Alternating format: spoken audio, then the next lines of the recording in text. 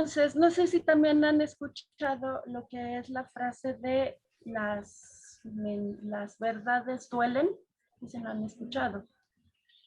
Entonces, la verdad se compara con una piedra preciosa. ¿Qué va a pasar si yo te aviento así a la cara una piedra preciosa? Llámale rubí, llámale un diamante o un lingote de oro. ¿Qué pasa si yo agarro y te aviento la piedra a tu cara? Pues te va a lastimar, te va a dañar, te va a doler. Ahora, ¿qué pasa si yo esta misma piedra, esta verdad, yo la envuelvo, yo te la digo de una forma suave, le pongo moñitos para que no te lastime? Pues eso es lo que pasa. Hay que saber cómo decir la verdad, ya sea que yo te la aviente o decírtelo de una manera muy diferente, muy suave. Hay un Teilim que dice, Shanei Rashim Shivarta. ¿Qué significa esto? Que Dios le rompe los dientes a los malvados. ¿Por qué? Porque nos dio una boca para que hablemos bonito, no para que hablemos feo. Además, dice también el Masejet Arahim 15b, Kol al Safela Shonara, Malvit Abolot ad Hashamain. ¿Qué significa? El que dice la Shonara engrandece sus pecados hasta el cielo.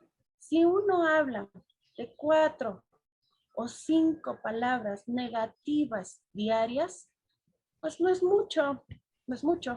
Un ejemplo les voy a poner. Mira ese pelón, mira esa camisa, tiene un hoyito ahí, se ve que es un avaro, un muerto de hambre, mira qué feo está, ve los zapatos, es un cochino. Si uno habla de 4 a 5 palabras negativas, pues digamos, no es mucho, pero la Torá dice que a la semana serían 30 palabras negativas. Al año son 1500 palabras negativas y en su vida aproximadamente pues dirá unas 80,000. Y dice que sepas que vas a rendir en la vida cuentas por cada una de esas palabras. También dice, Belladúa Ashalikol Alberan Mibram Mekatel, que sepas que cada cosa mala que hiciste o cada palabra que dijiste, creas un ángel acusador. Y ese ángel dice, él habló de él, él habló de ella, merece su castigo. Ese ángel le dice al Creador, este hombre habló mal del otro y lo acabó, lo destruyó su prestigio, destrúyelo a él. Se dice, midá que neget midá, es decir, medida por medida. Si él lo hizo pobre, porque lo aisló, habló mal de él, le dijo que, pues, que él no es una buena persona que, para pagar, pues las demás personas pues no le dieron crédito y entonces pues lo hizo pobre. Qué hermoso es cuando sacas palabras o perlas de tu boca, cuando alabas a la gente, cuando amas a la gente se siente querida.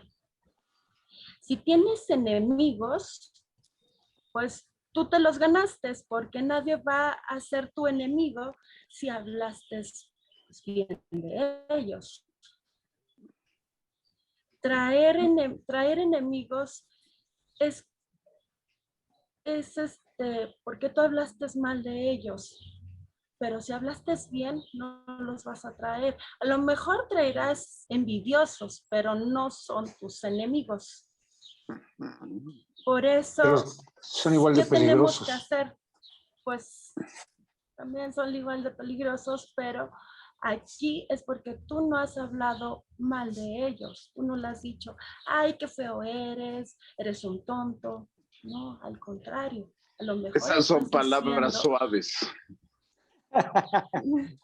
puedo así decirlo, pero sí son negativas. Un sentir, si yo digo un sentir, es que ese me cae gordo, estoy haciendo un lashon hara. A pesar de que es mi sentir, pero es un Y que es comentario suave. negativo en la otra persona. Claro. Entonces, ¿qué tenemos que hacer? Si no hay nada bueno que decir de la persona, pues entonces hay que cerrar nuestra boca, hay que callarnos. Porque cuando uno calla, es dueño de las palabras. Cuando uno también no las dice, se las guarda, todavía sigue siendo dueño de las palabras. Pero cuando uno habla, ya lo pronuncia, ya lo dice, pues es esclavo de esas palabras, de esas cosas que dijiste. Gracias. Muy bien, muchas Bien, muy gracias, bien. Gaby. Gracias. Bueno, vamos a aclarar mucho de estas cosas y empezaríamos con, pues, una pregunta fundamental. ¿Es el mundo el que se adecua a la palabra o será la palabra que se va a adecuar al mundo? Hemos dicho que el lenguaje, que el habla, construye, genera. La semana pasada dijimos, el lenguaje es generativo, ¿verdad? Pero hay estas dos alternativas que nos van a definir claramente cómo es que hablamos y cómo lo hablamos y con qué efectos o consecuencias, ¿sí? Independientemente ahorita si es bien o mal, pero va a surgir dos características importantes. El mundo se debe adecuar a la palabra o la palabra se va a adecuar al mundo. ¿Cuál será de las dos? ¿Quién tiene la primacía en un momento dado, si el mundo o la palabra? ¿Verdad? Pues estos son unas preguntas que han surgido sobre todo de la lectura de aquellos libros muy interesantes de John Austin, ¿sí? Cómo hacer cosas con palabras, o de John Searle, que fue discípulo de Austin, también los actos de habla. Igual podríamos ver desde las exposiciones de Nietzsche y Heidegger, que son muy interesantes cuando hablan del habla, y Heidegger decía esto, ¿verdad? El habla habla. ¿Y de qué habla el habla? Pues del habla. Y habla hasta cuando no habla. Imagínense entonces la trayectoria de lo que es el habla, ¿verdad? Es todo. Entonces, pues vamos a ver. Empezamos por la segunda pregunta, ¿verdad? ¿La palabra se va a adecuar al mundo? Si es así, estaríamos hablando afirmaciones. ¿Qué son las afirmaciones? Pues en cierta forma es aquellas proposiciones que hacemos en las cuales estamos solamente describiendo al mundo. ¿Sí? Bien, entonces, aún, pues la descripción, pues hay de descripción hay grados de descripción, ¿verdad? Pero la afirmación se queda en una descripción del mundo, sea superficial o esta sea profunda. Luego aclararemos esto. La cuestión aquí es que la palabra se va a adecuar al mundo. Y una afirmación podrá ser falsa o podrá ser verdadera, ¿sí?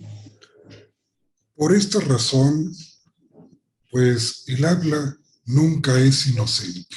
Siempre va a llevar parte de quien lo dice, ¿sí?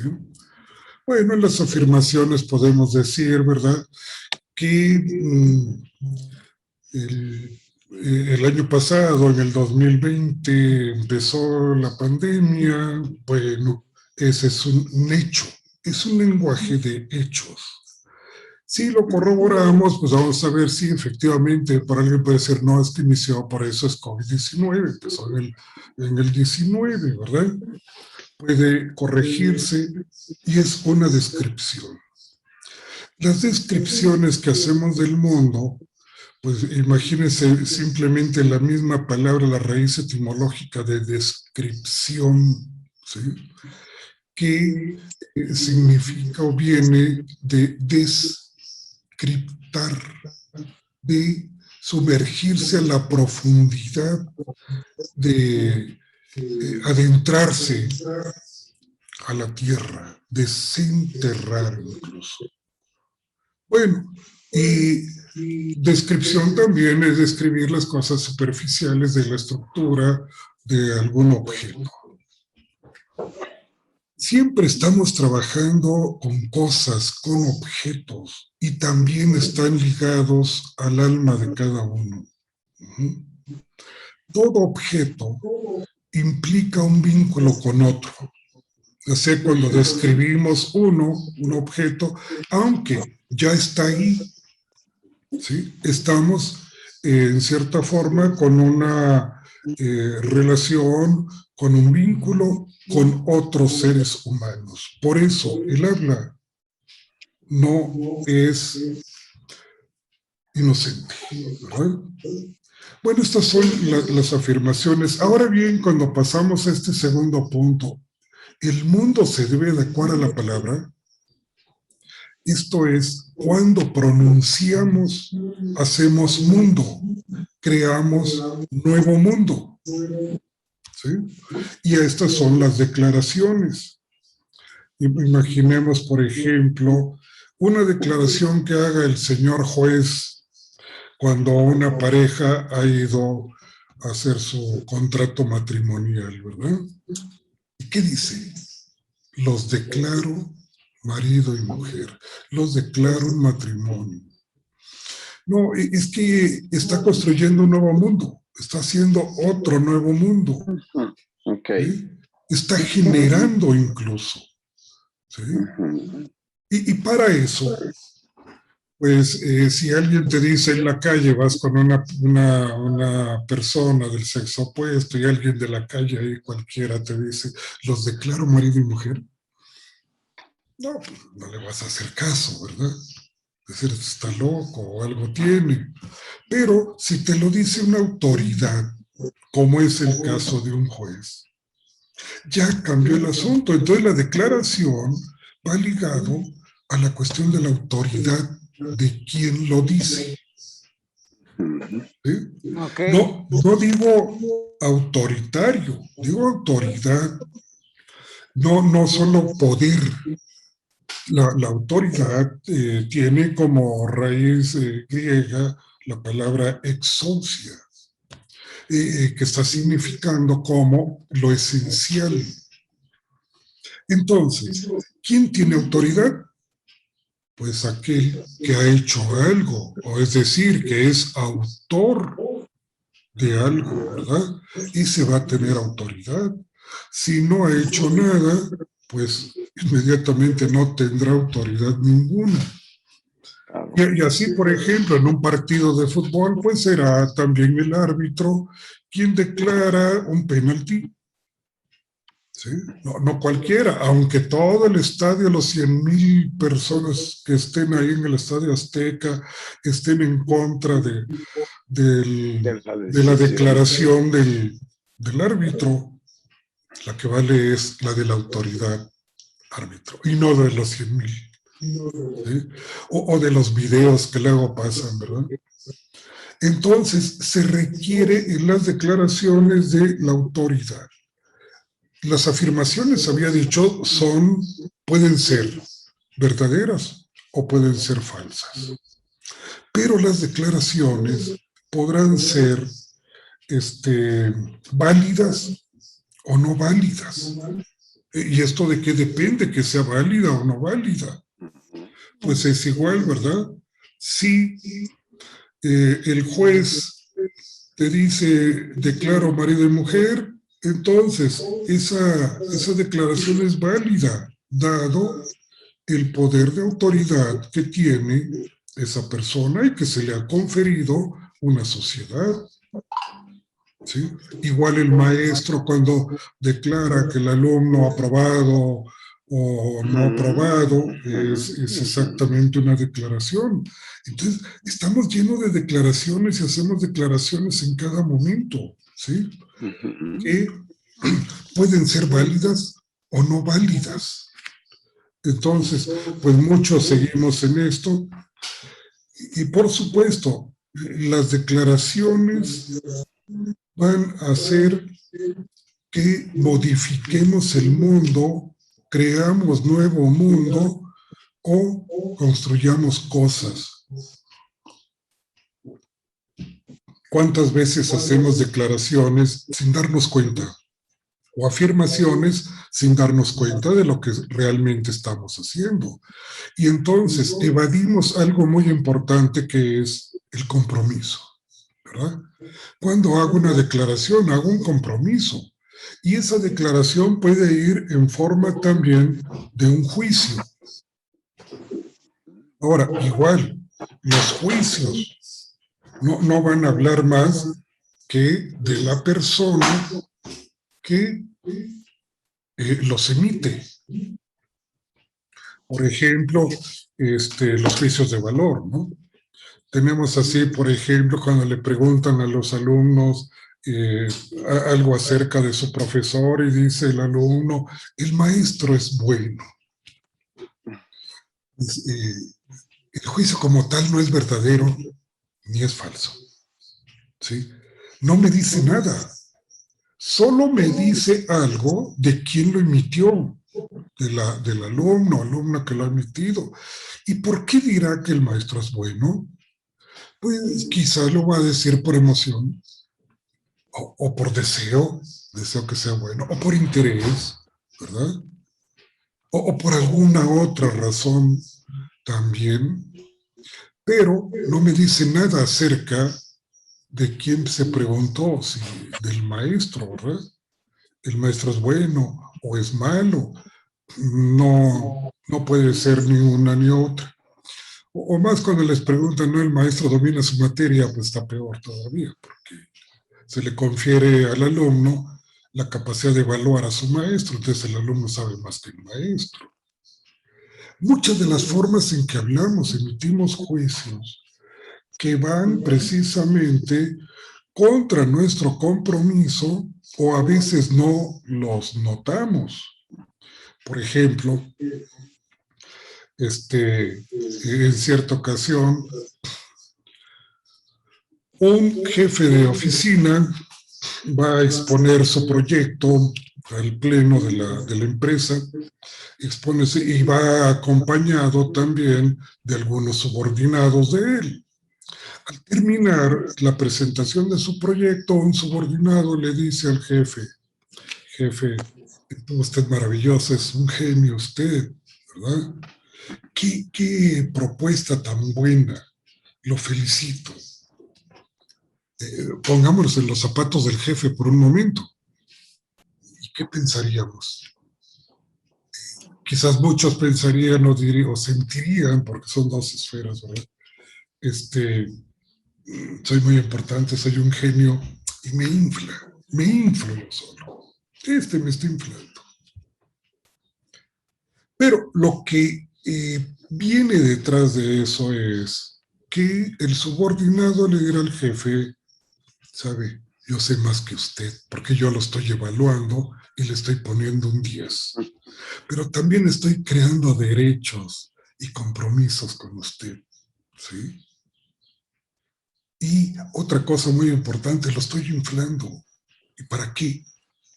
Pues para desinflarlo mejor posteriormente, ¿verdad? Una vez que lo tenga bien inflado, lo voy a ponchar. Y quien no se conoce, no tiene un poco de conocimiento de lo que dice, entonces cae en la trampa.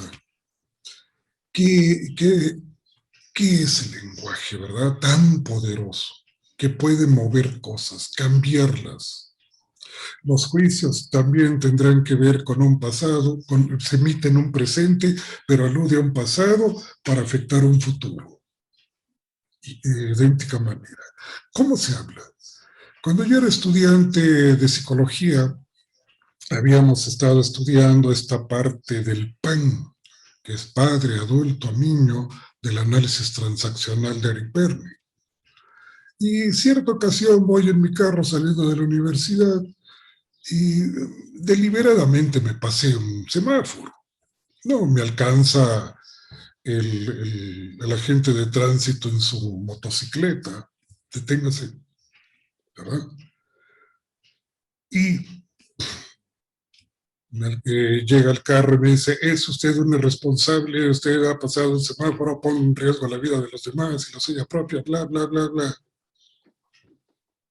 A la cual, pues, si hay 3 niveles del habla, tenía el del padre, que es la autoridad, el del adulto, que es la negociación, y el del niño, que es, bueno, cómo se comporta un niño, ¿verdad? Quiere un dulce, o cosas así.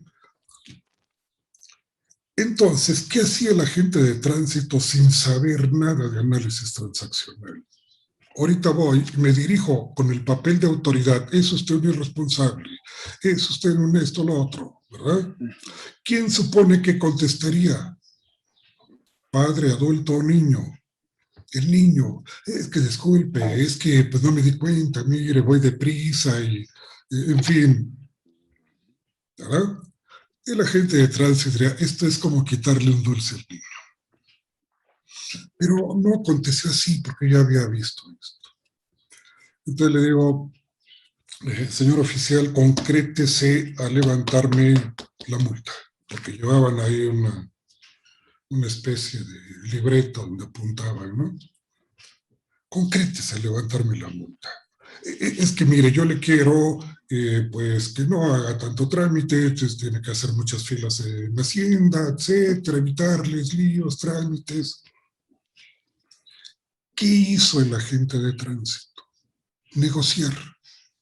Él ya estaba negociando conmigo, ¿verdad? Cuando yo le dije antes, concrétese oficial a levantar la multa, yo estaba dando una orden. El adulto. El adulto, ¿verdad? Pero él de adulto que era en un principio, bajó a negociar, no, de padre que era en un principio, baja a negociar adulto. Mire, yo lo que quiero es que pues no tenga tanto lío, ¿verdad? O sea que pues con una Sor Juana quedaríamos bien, como dicen algunos. Vuelvo, no accedo. Mire, me levanta la multa o usted se sube a su motocicleta y me va a seguir. Hija, y ahora, ¿quién lleva detenido a quién? ¿Ah? Y, obviamente yo se lo dije poniendo en práctica esto, pero esperando que no pasara, ¿verdad? Porque digo, ¿qué tal que se sube? ¿A dónde lo llevo? No, lo que pasa es que lo hice bajar otro escalón a niño. ¿Sí? No, mire, con usted no se puede, ya mejor váyase con mucho cuidado, váyase, hasta luego, ya váyase. Y no, finalmente lo hice. No, pero ¿cómo se manejan estos juegos de lenguaje? Y entonces, ¿dónde van las declaraciones? ¿Sí? La autoridad, ha de haber supuesto que yo era una autoridad, porque le estoy dando una orden. Súbase a su motocicleta y me va a seguir. Váyase.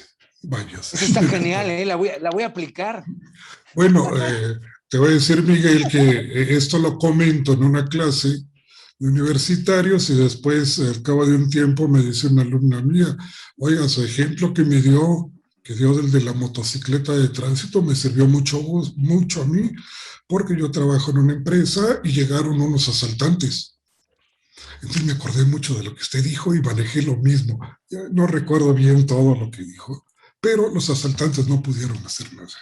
Por esto, oye, entonces, sí. A ver, una pregunta. Dentro de entonces de la expresividad, la palabra, hay un nivel de sentencia. Tú hablabas de la autoridad, ¿no? Sí. Entonces, en esa autoridad hay un rango de algo definitivo que llamaríamos sentencia. Claro. Cuando entonces el señor juez dicta sentencia, ¿sí? Tiene sentencia 40 años de prisión por homicidio con premeditación, alevosía y ventaja, ¿verdad? Ahí tenemos una sentencia. Pero esa sentencia es una declaración. Está declarando formalmente preso a esa persona. No sabemos si es o no culpable, ¿verdad? Pero la sentencia está dada. ¿No? Claro. ¿Cuántas personas habrán sentenciadas en las cárceles que son inocentes? Y ya tienen una sentencia. Hay una declaración, hay un juicio. Y esta es la parte de las declaraciones cuando la palabra hace que el mundo cambie y que se haga nuevo mundo o que se hagan cosas. ¿Sí? Por eso, a usted decía, ¿cómo hacer cosas con palabras? ¿Verdad? ¿Cómo vamos a impactar el mundo? Estaba pensando, porque digo, es frecuente cuando inicias a trabajar con alguien en un plan de psicoterapia que viene con una sentencia diagnóstico. Doctor, fui al hospital y me dijeron que soy una personalidad limítrofe o borderline, como le dicen, o soy maníaco depresivo. Y eso se convierte en una definición de lo que va a vivir el resto de su vida. Así es. Entonces, por eso yo digo, ahí hay un rango de sentencia que le va a marcar y va a originar un mundo de esa naturaleza, ¿no? Sí, pero también, entonces, muy bien, ¿se pueden deshacer esas sentencias? Mira, ¿cómo empieza esto? Por ejemplo, si un padre le dice a su hijo, porque salió mal de la escuela o una travesura, eres un burro. La primera acción del niño es que pues no le va a hacer caso al padre. Hay un burro. Se lo vuelve a repetir la segunda vez, eres un burro. Ya lo empieza a dudar. Y se lo dice una tercera vez, eres un burro. Y el niño empezará a rebuznar. Se vuelve jumento. Ahora fíjate, tenemos en la historia de Israel, en el primer siglo después de la era común, al gran Rabí Akiva. Rabí Akiva fue uno de los más grandes sabios de Israel, de todos los tiempos. Rabí Akiva, hacia los 40 años, era un pastor de ovejas, analfabeto, que nadie le hacía caso, no sabía, pero ni lao por lo redondo, diríamos. Y decía, porque pues nadie lo aceptaba ni lo quería, y los jajam, los rabinos, él les caía gordo, no me aceptan. Dice, y decía, me dan ganas de morderlos como un burro. Bueno, pero Rabí Akiva, gracias a la intervención de su mujer Rachel, logró ser el más grande maestro de Israel, ¿sí? El más erudito de la Torá. Llegó a tener 24,000 alumnos, que es otra historia, ¿no? Discípulo al gran cabalista Shimon Bar Yochai. Excelente. Entonces, una vez dando su discurso a sus alumnos, Rabí Akiva, le dijeron sus alumnos, oiga, maestro, usted decía que los sabios de su tiempo, usted les daba ganas de morderlos como un burro. ¿Qué no sería más apropiado morderlos como un perro? Porque los perros son los que muerden más, ¿no? A lo cual contesta Rabí Akiva, es que yo en ese tiempo me miraba como un burro. ¿Verdad? Entonces, ¿cómo llega a impactar? Gracias a toda esa intervención, a toda esa elevación de autoestima que le dio su esposa de Rabí Akiva. Fue uno de los más grandes maestros de Israel. Imagínate entonces el poder que tiene el lenguaje. Si la esposa le hubiera dicho, eres un burro, pues hubiera rebuznado inmediatamente. Sí. ¿Verdad? Ok. Entonces, tenemos este tipo de declaraciones. Pero una de las declaraciones quizás más importantes de nuestra vida es saber decir no. Es una declaración. Muchas veces no sabemos decir no. Y le damos toda la posibilidad a los demás de manejarnos. Porque incluso cuando tú dices la declaración sí, ¿verdad? Ya tienes un alto grado de compromiso en todo lo que tienes, en las acciones que tienes que hacer. Recordemos que el lenguaje es acción, ¿sí? Y que somos seres altamente lingüísticos, que vivimos en la casa del lenguaje. Entonces, decir no, ¿cuántos problemas podemos quitarnos de encima al decir no? Y al decir no solo a los otros, también a nosotros mismos. No, poner límites. Esto es lo importante de saber definir las cosas, ¿verdad? Fíjate lo curioso de la definición de definición, ¿verdad? Es oros en el griego. Oros viene, pues, es lo que significa como orografía. ¿Cuáles son los límites de la ciudad? Porque estos límites se han dado por los cerros, por los ríos, esta es orografía. Cuando definimos algo, entonces estamos trazando límites. Por ejemplo, antes, ¿verdad? Tú sabrás muy bien que quizás a los niños latosos de la escuela los ponían en las filas de burros porque eran muy latosos, en fin. Y algún psicólogo muy vivo seguramente dijo, esto se llama déficit de atención. Defino déficit de atención. ¿Sí? Delimito. Tráigame. Ahora estos ya no son los burros los latosos. Ahora son déficit de atención. Dañados cerebrales. Y yo los atiendo. O con las chicas, ¿verdad? Las chicas, aquellas flacas, lombricientas que les decían. Pues otro psicólogo muy vivo les puso ahí que sería bulimia, ¿verdad? Bulimia. Anoréxicas, bulimia. Anorexia y bulimia. Definió. ¿Qué quiere decir bulimia? Hambre de buey. Bolos en el griego. Hambre Está de buenísima esa. ¿Sí? Bulimia, bueno, hambre de bueno. De buey, de toro. ¿Sí? De toro, de buey, hambre de buey. Definió utilizando unas palabras, punto, tráiganme a mi consulta, yo los atiendo. Pues de ahí viene, toro. Por ejemplo, bullying también, ¿verdad? Bullying, ahora que está tan de moda bullying, pues ¿qué quiere decir? Es la misma raíz, significa torear. Exactamente, lo que está diciendo es torear. Ese es el bullying. Literalmente, desde su raíz griega. ¿Verdad? Entonces, estamos definiendo también. Y estamos delimitando.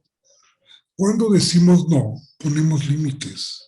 Pero cuando dices sí, abres las murallas de tu ciudad, de ti, que es tu cuerpo. Y que eres tú, y que es tu alma. Bueno, entonces tenemos la declaración del no, que es muy importante y que merece toda una revisión a fondo de esto y sus experiencias, igual que las del sí. Habrán muchas personas que dicen sí, ¿verdad? Sí por esto, sí. Y otras que dicen no. Y otra muy importante es la declaración de gratitud. Gracias.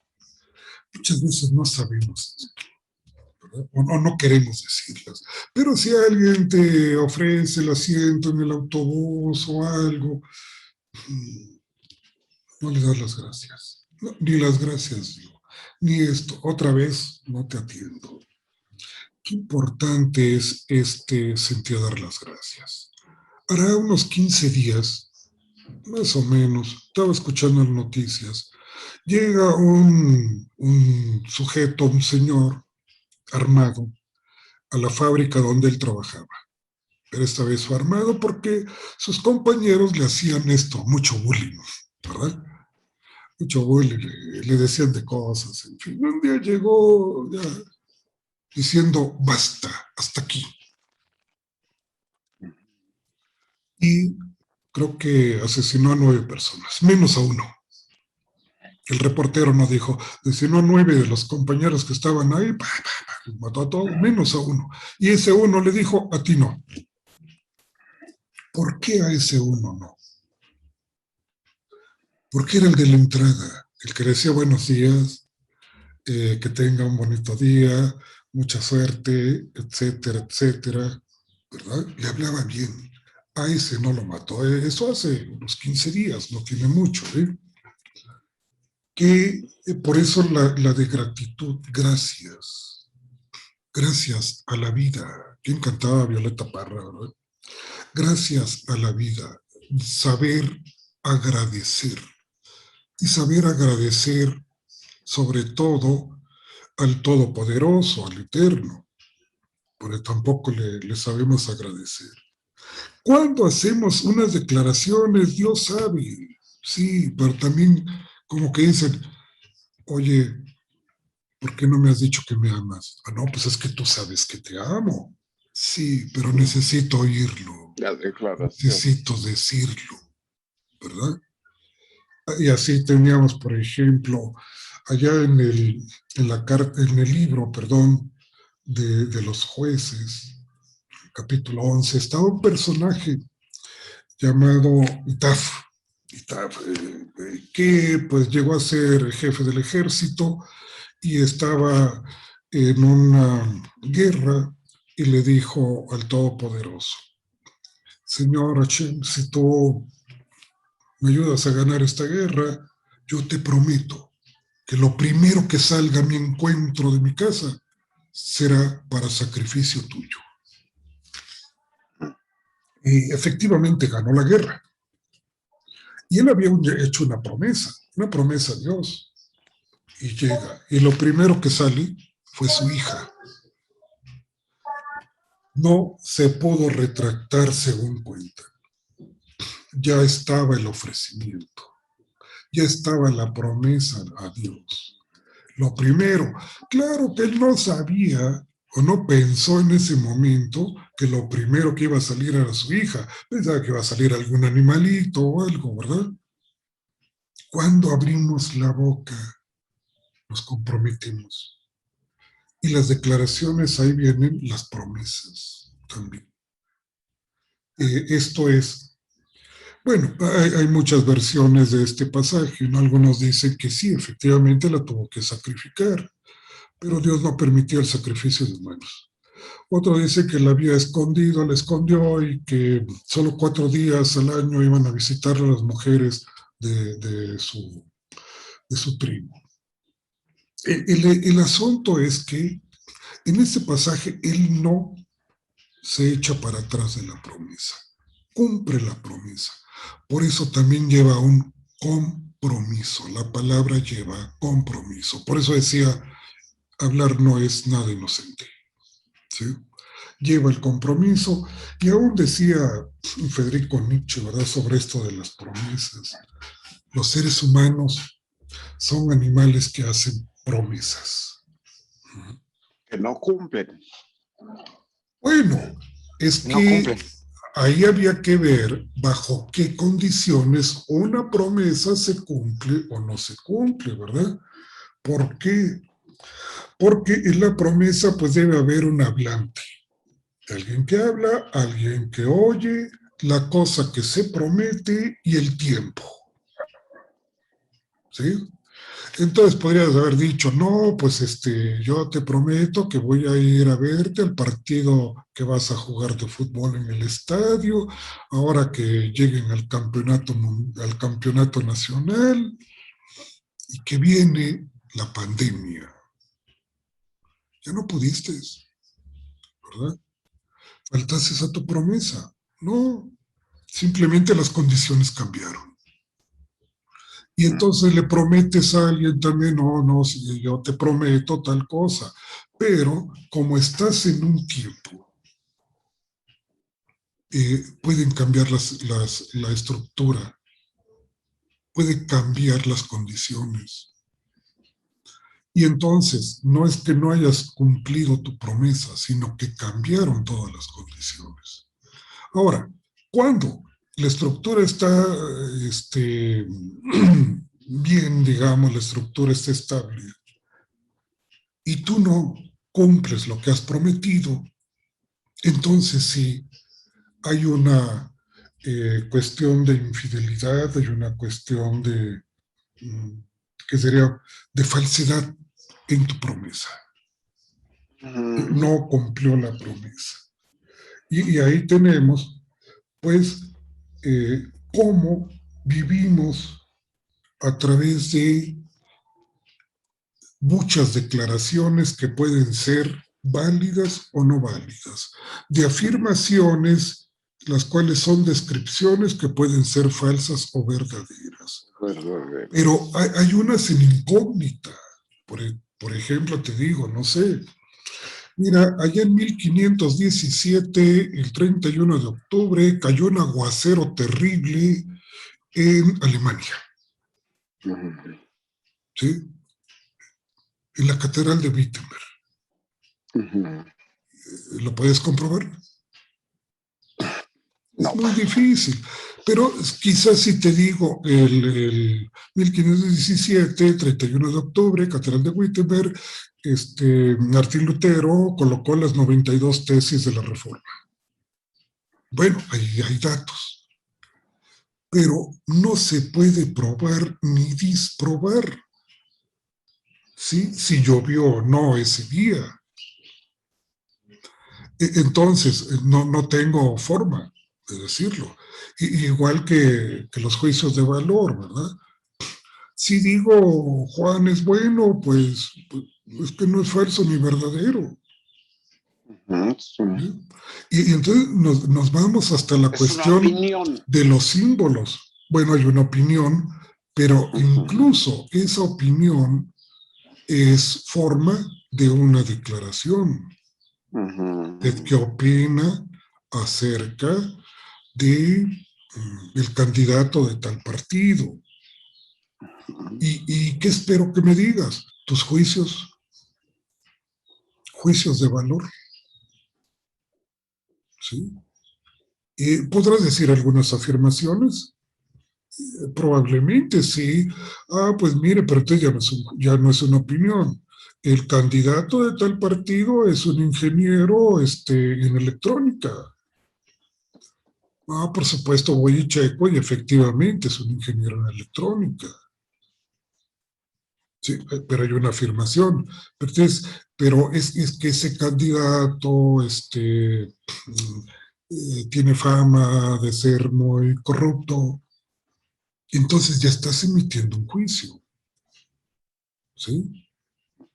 Que puede ser válido o no válido, pero sí se convierte en un mal hablar, que es lo que decía Gaby con el Lashon Hara. Claro. Aunque realmente esté acusado de fraude. ¿Sí?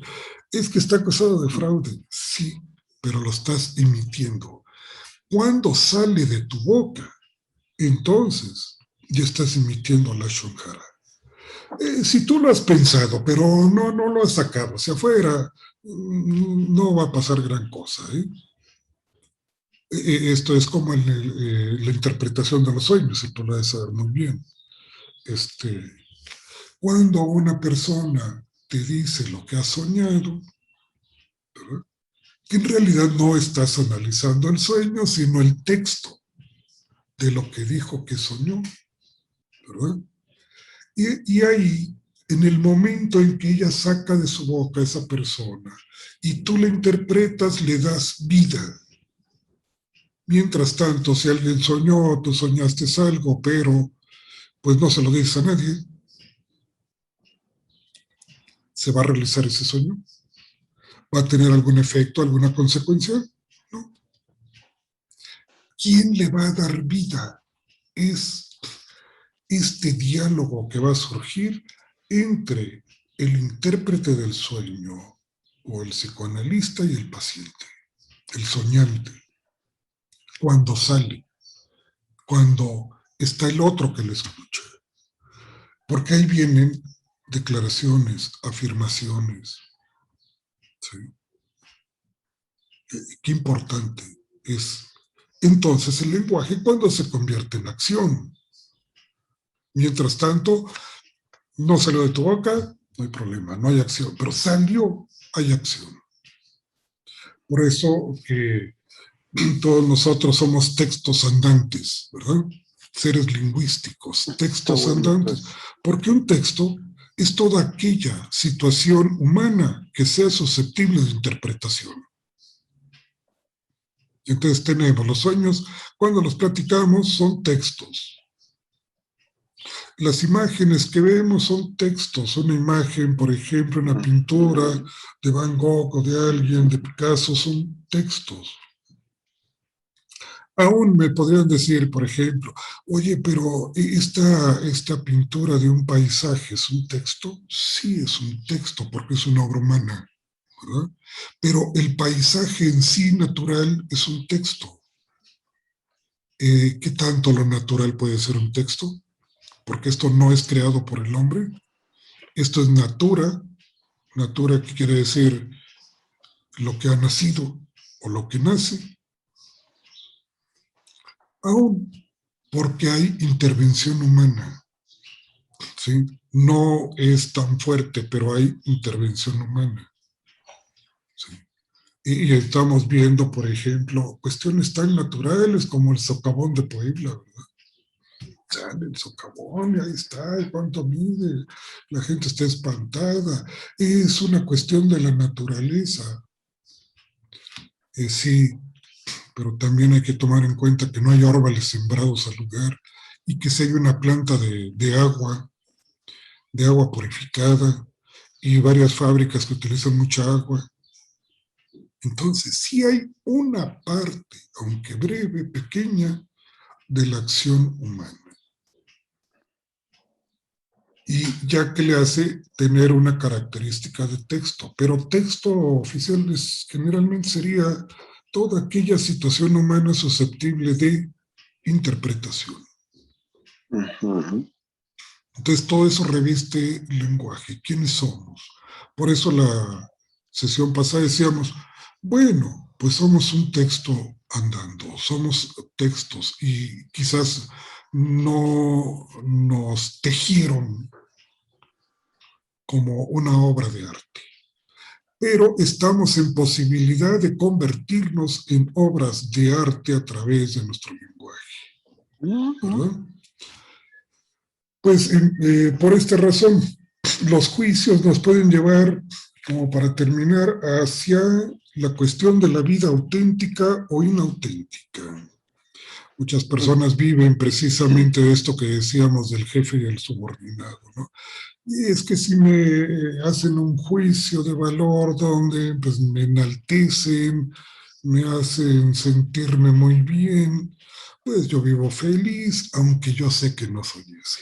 Pero, en cambio, si me hacen un juicio negativo, entonces me deprime.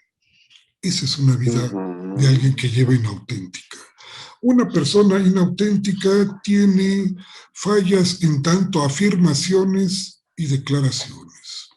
¿Sí? No es capaz de afirmarse a sí mismo por medio de afirmaciones y también de declaraciones y de compromisos. Esto pues va a señalar mucho las formas del ser, ¿verdad? Y también pues cómo en cierta forma este lenguaje de declarativo y afirmativo pues tiene que ver con nuestros estados de ánimo, ¿verdad? Sabemos, por ejemplo, que el sufrimiento no es el dolor exactamente. Nos puede doler mucho la muela en la cabeza, es soportable, y por eso digo sufro. Pero en realidad lo que está pasando es que estoy interpretando. El sufrimiento es una interpretación del dolor. ¿Sí? ¿Cómo lo estoy interpretando? Ese es el sufrimiento. Pues grandes lecciones nos ha dado Víctor Frank allá en El hombre en búsqueda de sentido sobre la cuestión del sufrimiento. Muy, muy interesante. Pues bueno, este es una breve revisión. La próxima sesión, el próximo seminario, trabajaremos acerca del escucha. ¿Sí? Este es de la escucha. El peri akoin en el griego, peri akoin alrededor de la escucha, y el shema en hebreo, shema, escucha. Sí, es el shema, la oración principal. Shema Israel, sí. Shema Israel, Adonai Elohenu, Adonai Echad, sí, exactamente. Entonces, sobre la escucha y encontrar el lado oculto de las cosas a través de la escucha. ¿Sí? Esto es para la próxima. Y entonces abrimos la parte para preguntas, comentarios, aportaciones. Si hay algunas preguntas o comentarios. Bueno.